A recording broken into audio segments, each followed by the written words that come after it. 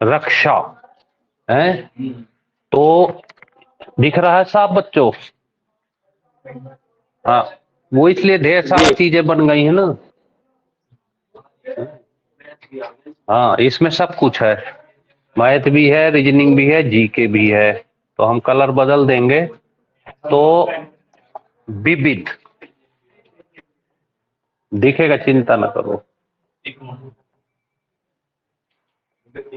क्या है? विविध। तो विविध में जो टॉपिक है वो डिफेंस से रिलेटेड। किससे? डिफेंस। डिफेंस मतलब रक्षा। तो आज का टॉपिक है आपका विविध में थल सेना, वायुसेना और नौसेना। थल सेना,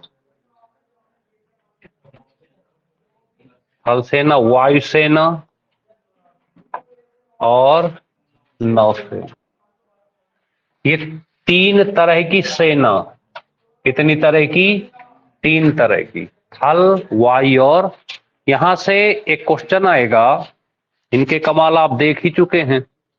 1948, 1962, 1965, 1971 और 1999।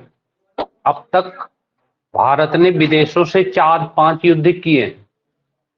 पहला 1948 पाकिस्तान के साथ, दूसरा 1962 चीन के साथ, तीसरा 1965 पाकिस्तान के साथ, फिर अगला 1971 फिर पाकिस्तान के साथ, और एक कारगिल लास्ट, है ना। तो इनमें से एक में हारे और बकाया सब में जीते। तो पाकिस्तान तो कभी जीत ही नहीं पाए हमसे। चाइना वाले में, क्योंकि चीन तगड़ा देश था, हम थोड़ा कमजोर पड़ गए। अब कहानी होती तो अब देख लेते। अब वो समझ स्वतंत्र ही हुए थे। तो हमें आज का टॉपिक विविध में पढ़ना है इनके कमांड। चलिए, तो सबसे पहले हम किसकी बात करें? थल सेना। तो थल सेना के कमांड लिखें, पूर्वी कमांड। इनके मुख्यालय आते हैं पेपर में, तो नंबर लिखें यहां से पहला, पूर्वी कमांड। पूर्वी कमांड। पूर्वी कमांड का मुख्यालय यह है आपका कोलकाता। पूर्वी कमांड का, थोड़ा पतला कर लें पेन, मोटा ज्यादा। पूर्वी कमांड का कोलकाता। दूसरा है आपका पश्चिमी कमांड। पश्चिमी कमांड, ज्यादा बोलना मत। पश्चिमी कमांड। चंडी मंदिर, चाहो तो देख लेना कहां पर है, चंडी मंदिर। हाँ जी। अगला है तीसरा, उत्तरी कमांड। उत्तरी कमांड।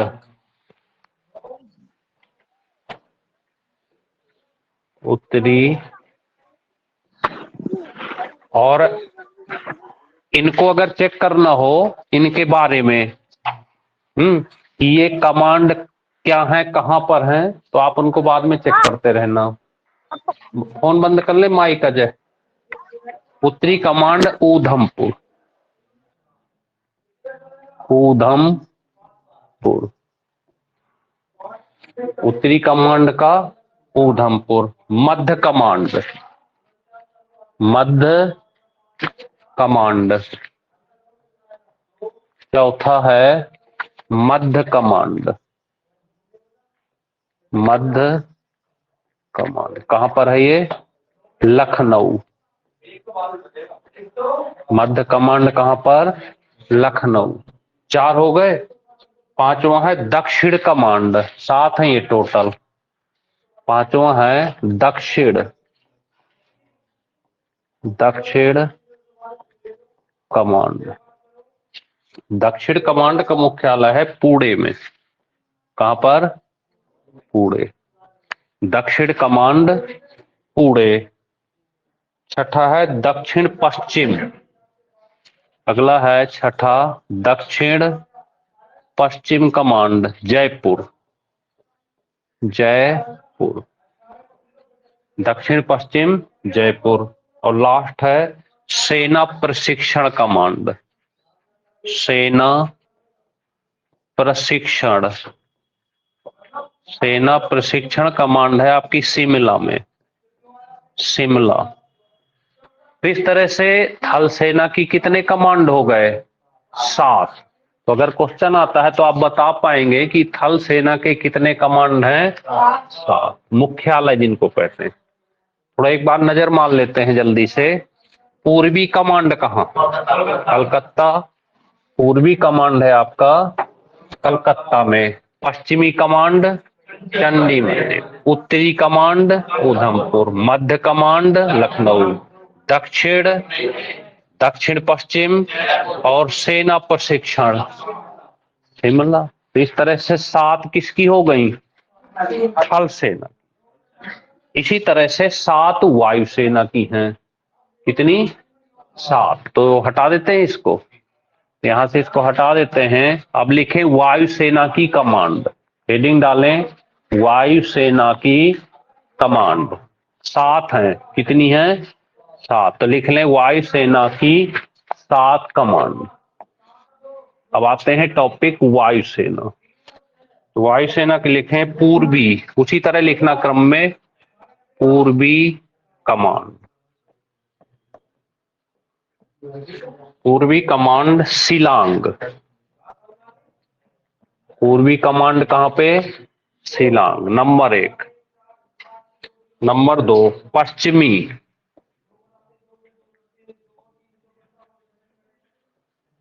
पश्चिमी कमांड है आपकी नई दिल्ली। कहां पर?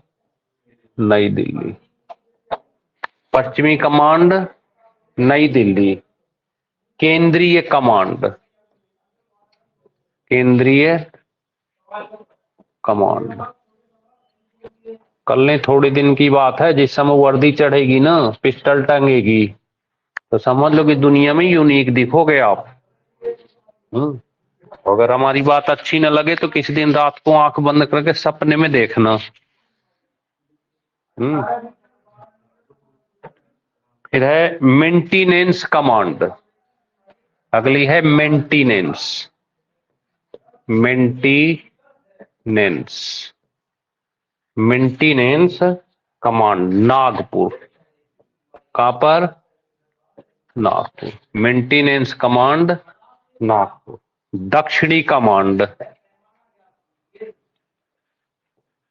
दक्षिणी कमांड तिरुवनंतपुरम।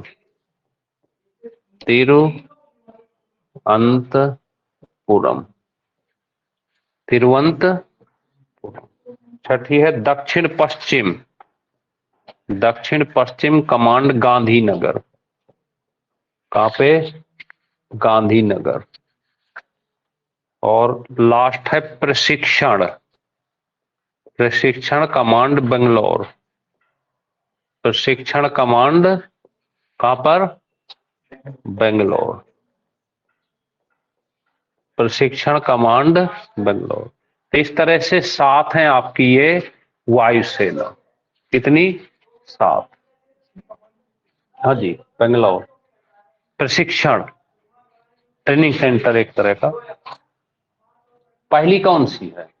पूर्वी कमांड, पश्चिमी, केंद्रीय, मेंटेनेंस, दक्षिणी और दक्षिण पश्चिम गांधीनगर और प्रशिक्षण बेंगलोर। ये थी आपकी 7 वायुसेना, एयरफोर्स की। और लास्ट आता है नेवी, नौसेना। तो नौसेना की ज्यादा नहीं है, 3 ही है। यही लिख लेते हैं नौसेना। नौसेना 3 ही है, क्योंकि ये पानी वाली है तो पानी कम ही जगह मिलेगा। पहला पूर्वी नौसेना, पूर्वी विशाखापट्टनम। पूर्वी विशाखापट्टनम।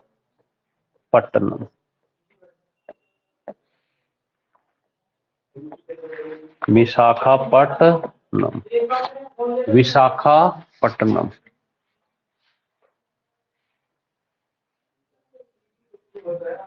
विशाखापट्टनम। पश्चिमी मुंबई, पश्चिमी, ये तो आसानी से याद हो जाएंगे। पश्चिमी मुंबई, कहां पर? मुंबई। और तीसरी लास्ट है दक्षिणी, दक्षिणी कोची। तो ये तीन ही है केवल। तो इस तरह से थल सेना, वायुसेना और नौसेना।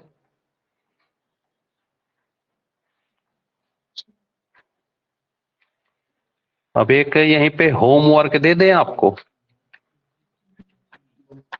है? लाएंगे करके होमवर्क।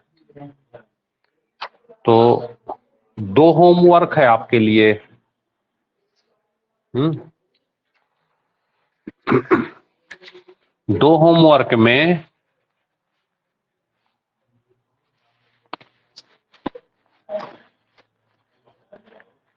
हाँ, कल भंडारे होंगे तो खूब खाना है। कल तो जगह है, कल कहाँ खाना बनेगा? घर पे क्यों बनेगा? इतने भंडारे हैं, हमको तो 2-2 कई मंदिरों से निमंत्रण आ गए भंडारे के, हैं कि सर सुबह आइएगा तो चाय पकौड़े बनेंगे, दोपहर को आइएगा तो फिर वो बनेगा पूरी सब्जी, हैं, और शाम को बस दोपहर को खा के शाम को सोइएगा। वो पूजा पाठ करना, ठीक है ना? लेकिन भंडारा भाई खाना तो चाहे, कहते हैं कि कहीं भी खाना खाओ भंडारे में तो चाहे 1 रुपए ही हो पर दान कर दो। कहीं भी अगर कहीं भी खाओ तो चाहे 1 रुपए ही दे दो, वहां पे दे दो कुछ किसी को, कहते हैं लोग। अब जैसा सर कल हमारे है, गांव में भी होगा। हाँ गांव में है तो अब यार गांव में क्या बताएं, गांव में तो चूक जाते हैं हर बार। इस बार टाइम था जाने का तो सारा सिस्टम बिगड़ जा रहा है पूरा। हाँ? सर सोच रहे हैं गांव में भेजियो, क्या नाम, भूपेंद्र। जी सर, थोड़े कल दिन सर बाद, शोभा यात्रा है। हाँ, अब वहां आ ही नहीं पाते। और हम भी सोच रहे हैं अब गांव के बच्चों के लिए कुछ अलग से कोई चीज शुरू की जाए गांव में। कोई प्रतियोगिता उगिता कुछ जी इस सर। तरह से साल में एक बार। क्यों भूपेंद्र? जी सर। जी सर। हाँ, साल में एक बार कोई नई चीज की शुरुआत करा जाए जिससे बच्चे जो है कम्पिटेटिव बने रहें। और 2-4 गांव में यस ढोल सर। पिटवा दिया जाए। वो 2-4 गांव में ढोल जी पिटवा सर। दिया जाए कि भैया हर साल जो है ऐसी चीज हुआ करेगी, तो जो भी भाग सर लेना मकर चाहे वो आ संक्रांति में सकता। अनाउंसमेंट करवा देंगे ना। हाँ, ये तो हाँ ऐसे कर सकते हैं। अगली बार से कोई डेट डिसाइड करेंगे, है जी ना? सर। मैं जी। अभी आएंगे गांव में तो फिर एक बैठक करके एक जी। कोई डेट डिसाइड करके कुछ ना कुछ कराते रहो। यस नहीं तो सर। हमें तो लोग भूल ही जाएंगे। चले लिख हैं? नदियां, टॉपिक है नदियां। देखिए नदियों के 2 टाइप होंगे। तो ज्यादा परेशान ना होना। नदियों के 2 टाइप होंगे। एक टाइप, 3 टाइप के क्वेश्चन आते हैं यहाँ पे।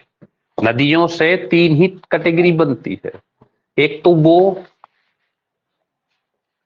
कि बड़ी छोटी डेल्टा नहीं बनाती, ऐसे कुछ क्वेश्चन बनेंगे, डेल्टा बनाती हैं, एक टाइप की। तो ये दूसरे टाइप का नदियों से जो क्वेश्चन बनता है आपका, किनारे, नदी के किनारे बसे शहर। समझ गए आप? तो यहां पर किनारे बसे शहर दो टाइप हो गए। और तीसरा एक लास्ट टाइप आता है, कौन सी नदी कहां से निकलती है और कहां गिरती है। हैं तो निकलना और गिरना, कहां से निकलती है और कहां गिरती है। महत्वपूर्ण टॉपिक होता है, बड़ा टॉपिक है, पर ज्यादा परेशान नहीं होना कि पता चले एक तरफ से सारी नदियों को खोज निकालो, जो दिखता है वो बिकता, कहावत कही जाती है। तो ऐसा कुछ नहीं आता पेपर में जो आपने कभी पढ़ा ना हो, सब कुछ वही चीज आएगी जो आप पहले से पढ़ लिए हो। ठीक है, तो नदियों की हो सकता है कि 2 क्लास लेनी पड़े। तो आज हम आपको क्वेश्चन टाइप जो बनते हैं वो करा देते हैं, और फिर एक बार में कौन सी नदी कहां से निकलती है और गिरती है, ऐसी 10-12 नदियों से क्वेश्चन आएंगे तो वो करा देंगे। या अगर आप दोनों हो सकते हैं तो दोनों देखते हैं। ठीक है ना, तो लिखें नंबर 1, क्वेश्चन नंबर 1। यहां पर एक क्वेश्चन आता है, भारत की, अभी क्वेश्चन करा रहे हैं ध्यान रखना, भारत की सबसे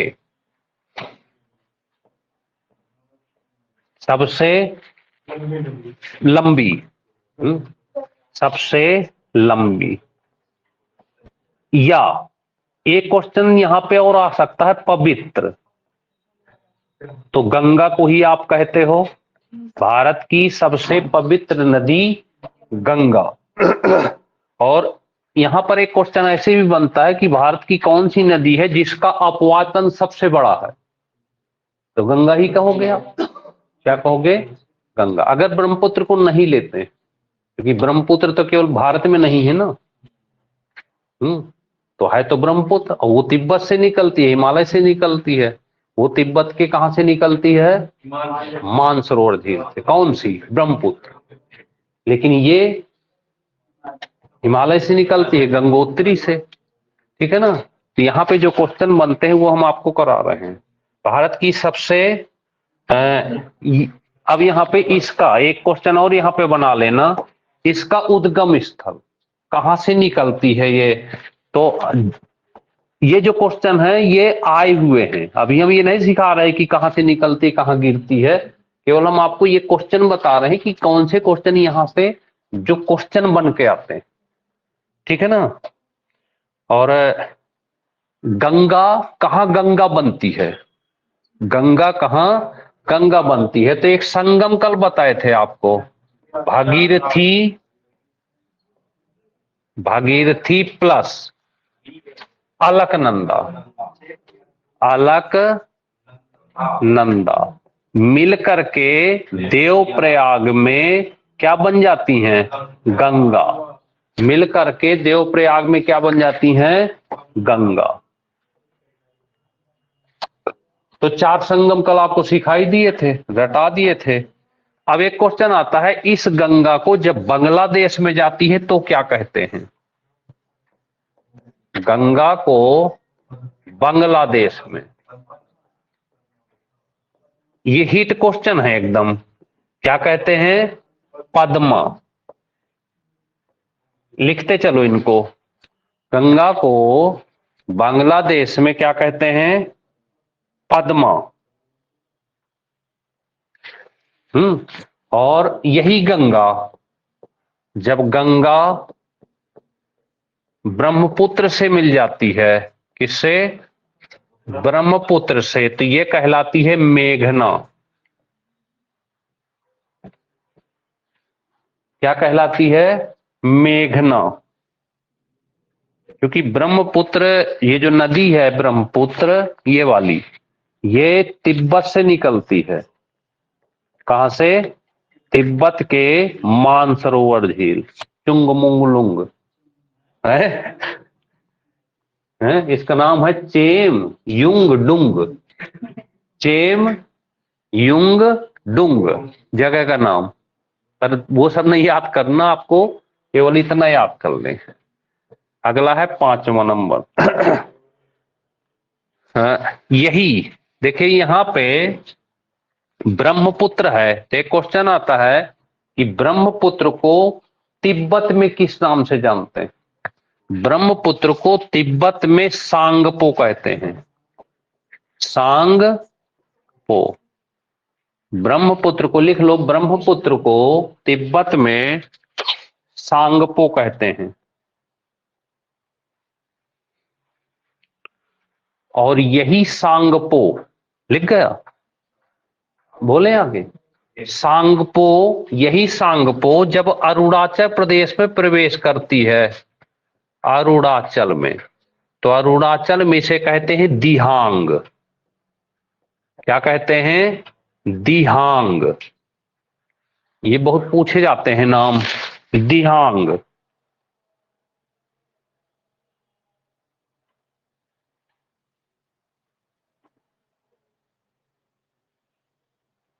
लिख लेना तो बता देना, दिहांग।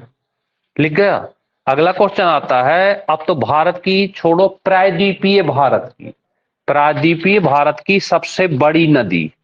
लिखें क्वेश्चन, प्रायद्वीपीय भारत की, प्रायद्वीपीय भारत की सबसे बड़ी नदी, प्रायद्वीपीय भारत की सबसे बड़ी नदी गोदावरी।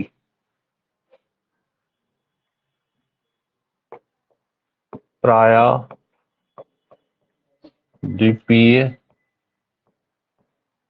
भारत की सबसे बड़ी कौन सी? सबसे बड़ी, यह है आपकी गोदावरी, गोदावरी। सबसे बड़ी कौन सी? गोदावरी।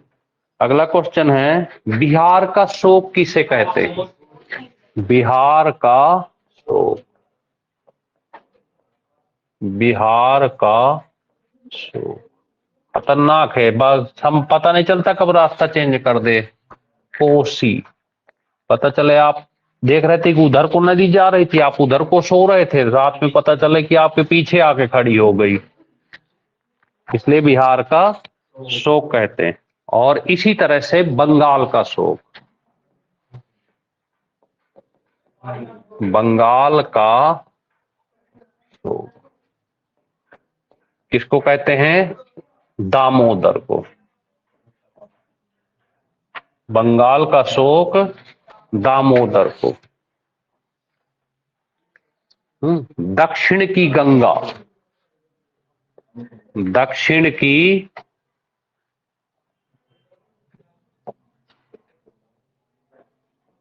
दक्षिण की गंगा, दक्षिण की गंगा किसको कहते हैं? गोदावरी। दक्षिण की गंगा गोदावरी। और इसे एक नाम से और जानते हैं शायद, वृद्ध गंगा। क्यों? बूढ़ी गंगा, यानी वृद्ध गंगा, बूढ़ी हो गई गंगा, वृद्ध गंगा। और एक क्वेश्चन बड़ा फेमस है, कावेरी जल विवाद किन राज्यों के बीच? कावेरी जल विवाद, कावेरी जल विवाद किन राज्यों के बीच? कर्नाटक और तमिलनाडु। Karnataka plus Tamil Nadu, Karnataka plus Tamil.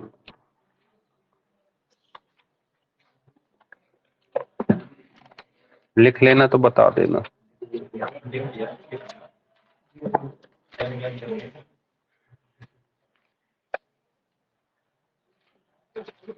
लिखे, कौन सी नदी कहां से निकलती है और कहां गिरती है?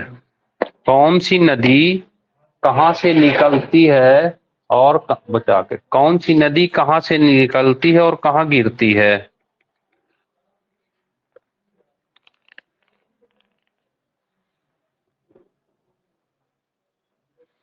सबसे पहले लिखें झेलम।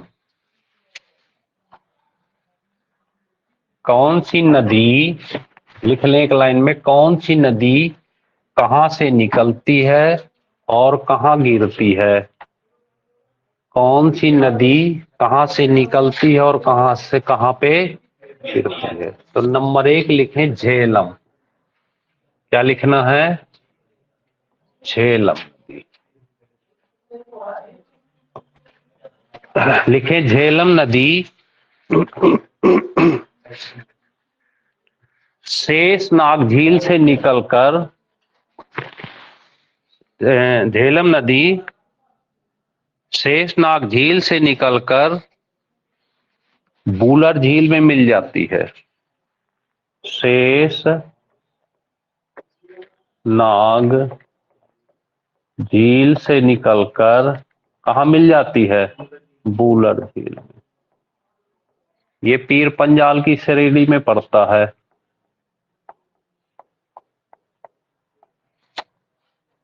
कौन सी नदी? झेलम।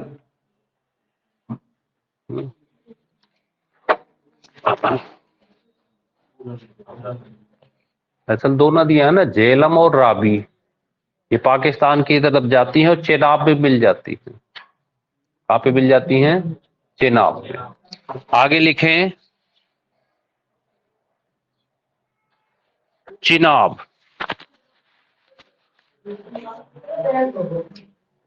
चिनाब। यहां से जो क्वेश्चन आता है, चिनाब नदी से एक क्वेश्चन आता है महत्वपूर्ण। हिमाचल प्रदेश में इसे क्या कहते हैं? चिनाब नदी को हिमाचल में क्या कहते हैं? हिमाचल में इसे कहते हैं चंद्रभागा। क्या कहते हैं? चंद्रभागा। हिमाचल में क्या कहते हैं? चंद्रभागा। और ये पाकिस्तान तक जाती है। फिर लिखे राबी। राबी। अगली है रावी। ये रोहतांग दर्रे से निकलती है। जो जैसा क्वेश्चन उसी तरह से लिखाएंगे। रोहतांग दर्रे से निकलती है। लिख लें रावी नदी रोहतांग दर्रे से निकलती है।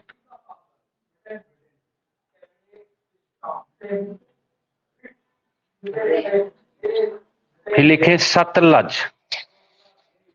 सतलज। सतलज रासक ताल से। रासक ताल से। सतलज रासक ताल से। एक क्वेश्चन आता है कि भाखड़ा नागढ़ बांध किस नदी पर बना है? इसी पर क्या बना हुआ है? भाखड़ा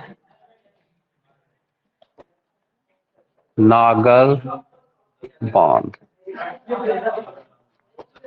सतलज पे भाखड़ा नागल बांध बंधा है सतलज पे।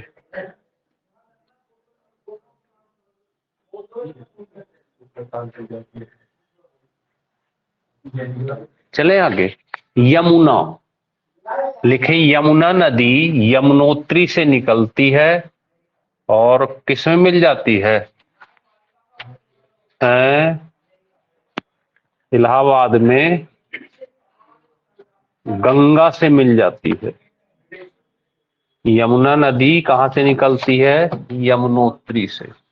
यमुना। हाँ, यमुना यमुनोत्री से।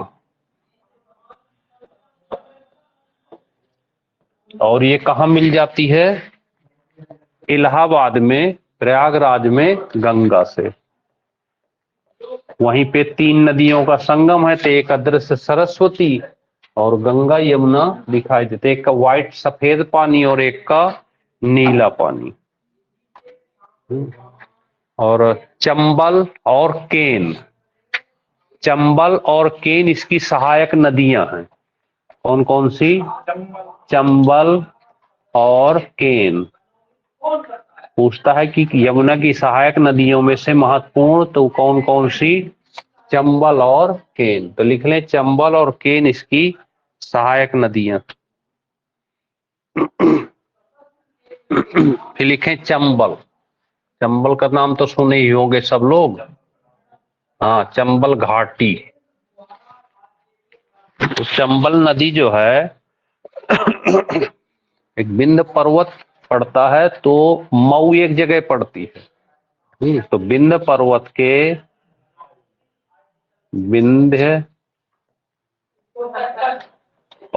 के मऊ नामक जगह से निकलती है।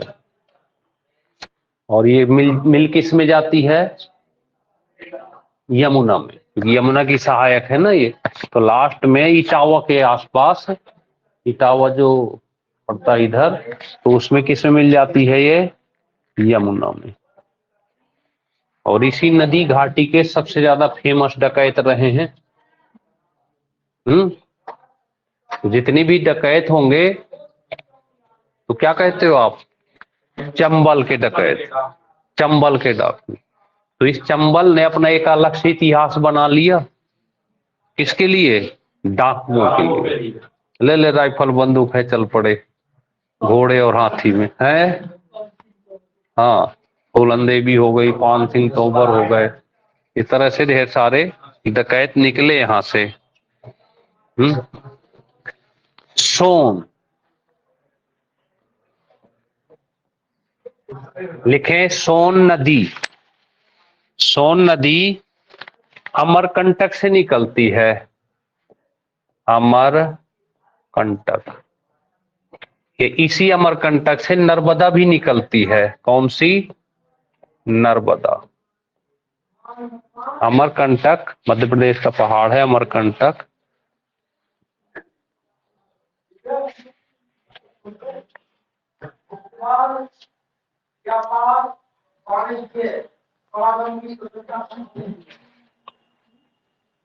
लिख लिया?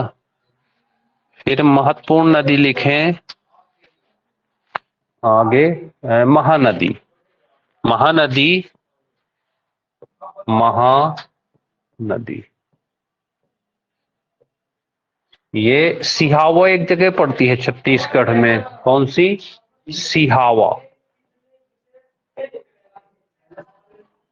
सिहावा छत्तीसगढ़।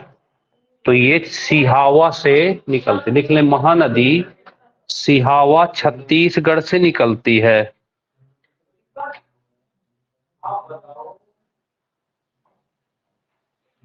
और कहां गिर जाती है? बंगाल की खाड़ी। बंगाल की खाड़ी में।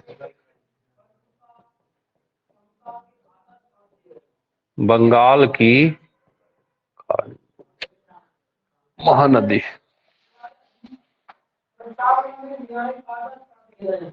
गोदावरी लिखें, गोदावरी।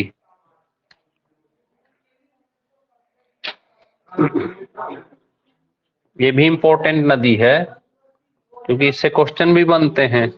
ये नासिक से निकलती है। नासिक में एक जगह नाम है त्र्यंबकेश्वर। क्या नाम है? त्र्यंबकेश्वर। त्र्यंबकेश्वर नामक पहाड़ से निकलती है। जगह का नाम है त्र्यंबकेश्वर। कौन सी जगह? त्र्यंबकेश्वर। ठीक है ना। इसे दक्षिण की गंगा, वृद्ध गंगा, ऐसे कई नामों से जाना जाता है ना। त्र्यंबकेश्वर, नासिक के त्रा, ये लिख पाएंगे? ये त्रयंब ऐसे कुछ करके, त्र्यंबकेश्वर। फिर लिखें कावेरी। हटा इसको, लिखें कावेरी। अगले लिखें कावेरी नदी।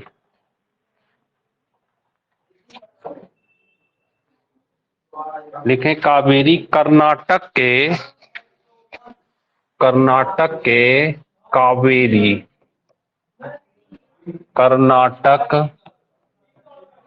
कर्नाटक में एक जिला पड़ता है कुर्ग। कौन सा? कुर्ग के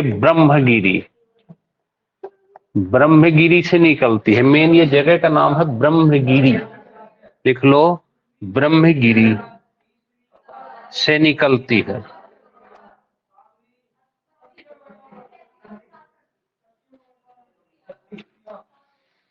इसके बाद लिख लें ताप्ती, मध्य प्रदेश के मुल्ताई नामक जगह से। ताप्ती मध्य प्रदेश के मुल्ताई,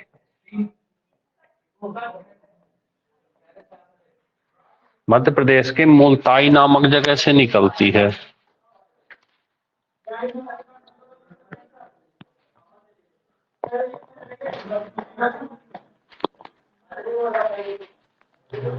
ठीक है ना?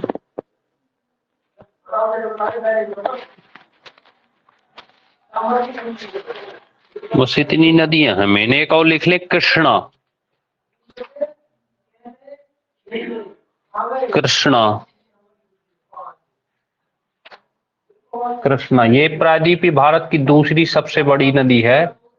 कृष्णा महाबलेश्वर से निकलती है। महाबलेश्वर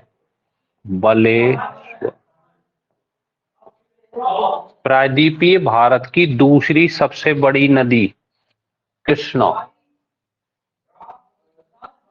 दरअसल भारत में जो है जैसे युद्ध वगैरह जो होते रहे इतिहास में, भारतीय इतिहास में, तो वो दो तीन उस जैसे गंगा यमुना हो गए, उधर कृष्णा कावेरी हो गए, तो ऐसे दोआब क्षेत्र में जो कि पैदावार बहुत ज्यादा होती, तो उस पैदावार के हिसाब से ये युद्ध होते रहे। ठीक है, तो इस तरह से हम आपको ये नदी, तो नदी की एक दो पेज की वो भेज देंगे, तो एक बार और देख लेना आप, अरे इससे बाहर नहीं जाएगा क्वेश्चन। तो आज इतना ही रखते हैं, इसके बाद फिर देखेंगे अगला टॉपिक। तो रेस्ट करो। आज संडे है, तो संडे के कारण आपका केवल और कल के बारे में अभी कुछ पता नहीं, नोटिफिकेशन आया नहीं, जैसे कुछ आ जाएगा, अगर अपडेट कुछ होगा तो हम बता देंगे कि छुट्टी रहेगी या नहीं रहेगी। ठीक है ना? अभी हमें नहीं पता, वो शाम तक अगर ऐसा कुछ आता है हमारे पास सूचना, हम आपको बता देंगे कोचिंग सेंटर खोलेगा या। चलिए, ठीक है सर। तो आप, हाँ जी सर, ये कृष्णा नदी प्रायद्वीपीय भारत की सबसे दूसरी नदी है ना? कृष्णा पहली गोदावरी है ना। तो कल के बारे में भी कुछ पता नहीं है, तो देखें कल आप भंडारे वगैरह भी खाओगे हैं, तो पता चले हम आ जाए, तुम आओ ही नहीं तो हमारे भंडारे भी चले जाए, पूजा पाठ भी चली जाए, सब कुछ चला जाए हैं। क्योंकि देखिए जीवन में दो तीन चीजें सबसे महत्वपूर्ण होती हैं। एक तो आस्था, सबसे पहले तो आस्था ही है। हमारे यहाँ जो सबसे ज्यादा महत्व दिया जाता है वो आस्था को। अब आस्था का नाम लेके, यहाँ कोई ऐसा नाम आस्था नहीं है, ईश्वर के लिए आस्था शब्द है, तो आस्था का नाम लेके फिर दूसरी चीज होती है मेन परिश्रम अपना, जिसके लिए हम पढ़ रहे हैं, मेहनत करना। तो अगर आस्था और परिश्रम, आस्था उस परिश्रम के साथ थोड़ा सा जोर लगा दे, क्योंकि 90 देखे कितनों मेहनत कर लो आप, 99% आप मेहनत कर लें, लेकिन जब तक 1% आस्था नहीं मिलेगी तो सिलेक्शन मुश्किल है। हम सीधा सा जानते हैं 99% पर क्या हॉबी होता है हमेशा, ये 1%। और जिसके पास ये 1% मिल गया तो सिलेक्शन तो 100% भी होना है। इसलिए जिसके प्रति आस्था रखें तो पूरी की पूरी रखें, और नहीं तो रखें ना। आधी अधूरी आस्था काम नहीं करती। हमेशा आस्था क्या होनी चाहिए, पूरी होनी चाहिए। नहीं तो मंदिर में किसको पूछते हो, पत्थर को तो पूछते हो आप। तो उस पत्थर के प्रति अगर 100% आस्था है तो वो पत्थर ही आपको सफल बना देगा। समझ गए आप? तो चलिए भगवान का नाम लो, जय श्री राम का कल, और आगे बढ़ो। ठीक है, ओके। हाँ, खूब खाओ भंडारे और पूड़ी।